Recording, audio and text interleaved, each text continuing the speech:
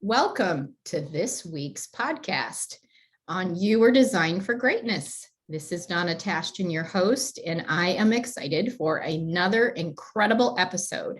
I have a very special guest today. All of them are special, but this one, wow, wait till you hear her story. Tasha Wilson is from Maryland, and she has some things that she wants to share. Tasha, say hello to everyone. Hi, everyone.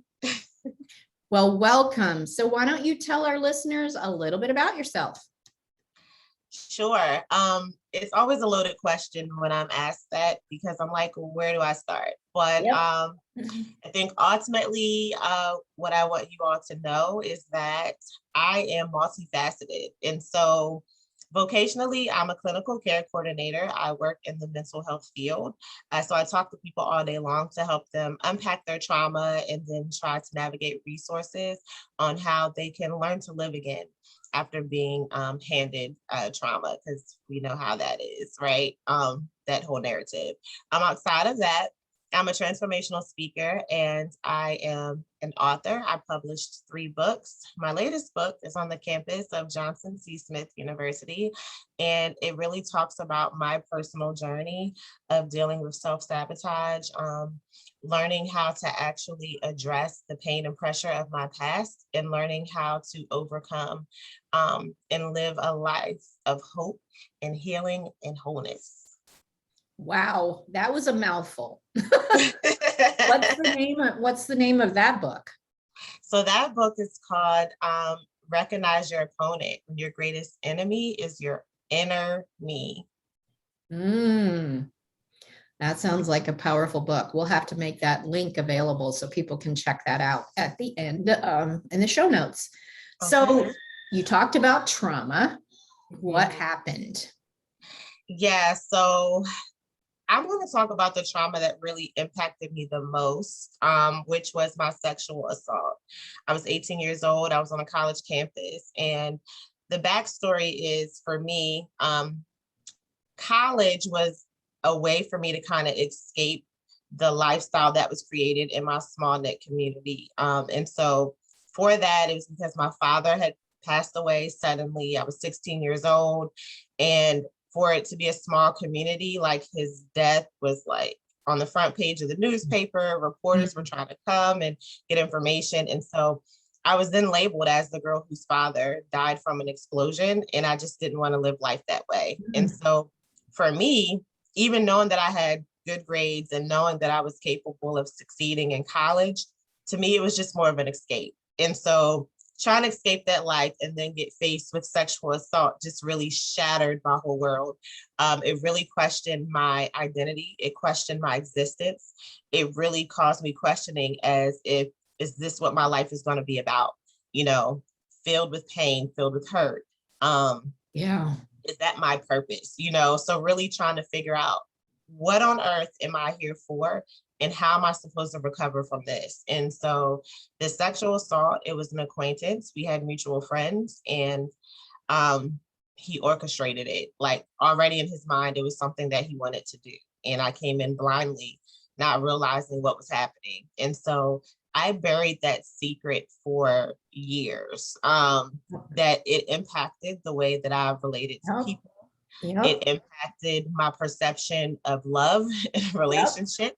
It impacted me feeling like I always had to try to measure up to something, but then in the same token, it impacted my ability to even want more for myself. I just kept limiting myself, and self-sabotage became a thing. Yep. We don't really deserve better, do we? It's exactly. And such a lie, but we go there. We go there. So how did you begin to pull yourself out of that dark place, that scary place? It was tough, and it really took a lot of intentionality.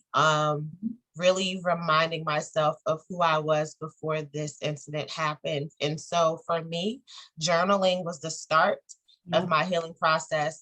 Being able to just write down all of my thoughts and keep it guarded there.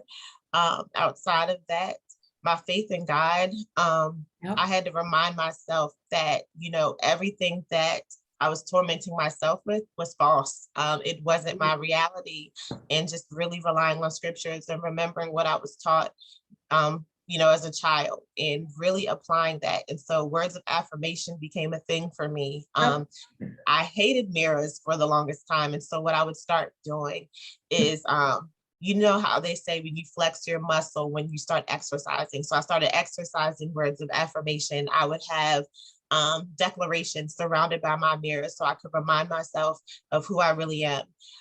My best friend, I leaned on her. She knew something was going on, but she couldn't quite put her finger on it. And so when I finally told her what happened, that was that aha moment, like, okay. And, for her being my best friend, she's like, you don't have to carry the weight of this by yourself. Like, this is what I'm here for. And she normalized the conversation. It wasn't like, oh, this is Tasha, the girl who was sexually assaulted. It was more like, this is Tasha, my friend. And so seeing how she embraced me and how her view of me didn't change, it helped a lot.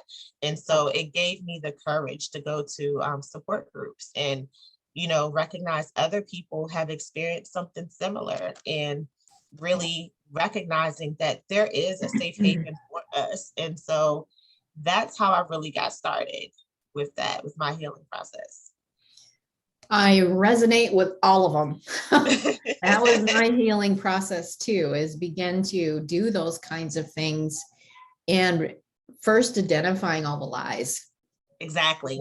It's beginning to identify that is a lie, and that there's more to me than this event or this circumstance that's occurred.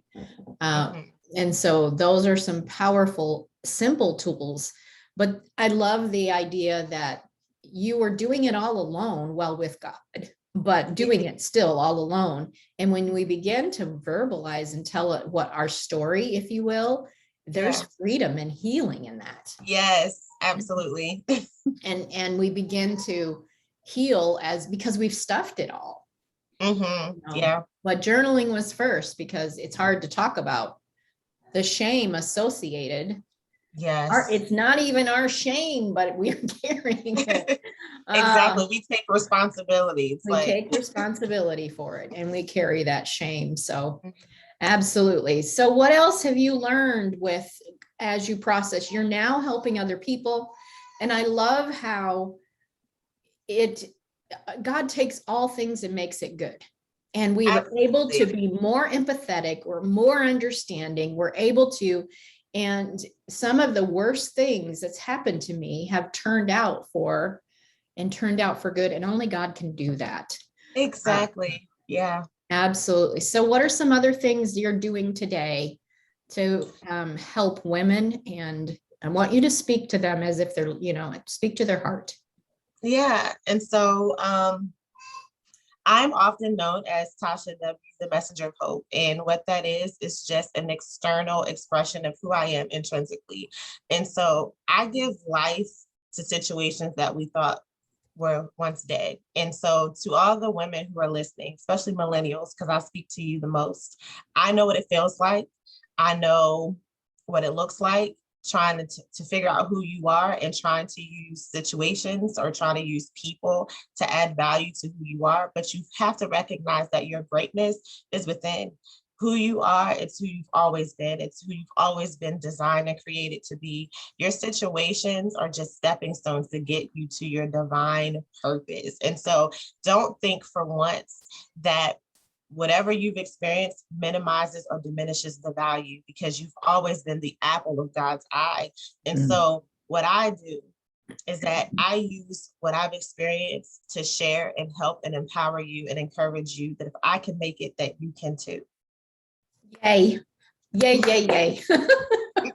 I'm clapping for those of you who are listening to it, because that is so spot on, to be able to know that this event isn't your whole life. I call it a chapter or a paragraph. Let's close that chapter and move on to the rest of the things that is in store for your life, no matter when it happened. There is more, there is more, there is more, and there is always hope. So if people want to get in touch with you and perhaps have you speak or get your book and all of that, how would they find you, Tasha? So the easiest way, so if you're not as internet savvy, I always say go straight to my website, which is www.tashaw.net. And there you'll be able to book me for upcoming events, or even just reach out to say hello, or you have a concern and you just want me to pray for you or speak life into you, or just even empathize with you. That's a great way to reach out to me. And then also you'll find all of my books there on the website as well, and upcoming events. Now, if you are someone who loves social media, I'm on Instagram, life with Tasha W _. And then I also have a Facebook group, Tasha W, the Messenger of Hope. And so that's just a great way where you'll see that I provide weekly inspiration, devotions, and even celebrate wins and momentum. I just feel like when you have a community, that's just the best way that you can be able to feel like you can overcome anything. And I'm also the founder of the Royalty Refined Movement. And so what that is a faith-based community group where survivors from all walks of life come together. We share our experiences, we normalize the conversation, but in essence, we foster a sisterhood that is so necessary. And so we always have events twice a year that really talk about topics that people are afraid to speak on. That sounds beautiful. So we will put those links in the show notes, and you can be able to reach out and check her out and get the extra support, because you are not alone. So thank you for sharing today, Tasha.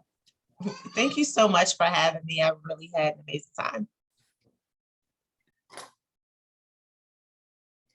Tasha and I have so many similarities in our story and the same passion to help you be all that you were created to be, knowing that you are the apple of God's eye, as she put it.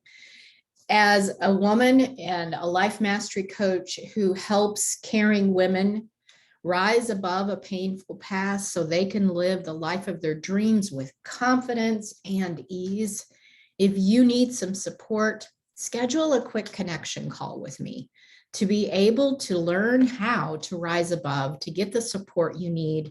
And as always, there's free resources on my website, which the link will be in this video or in this podcast as well, to be able so that you can take advantage of my free books and other resources for you. Remember to like and give reviews and share this podcast. And until next time, this is Donna saying, remember to live and love vibrantly. Bye for now.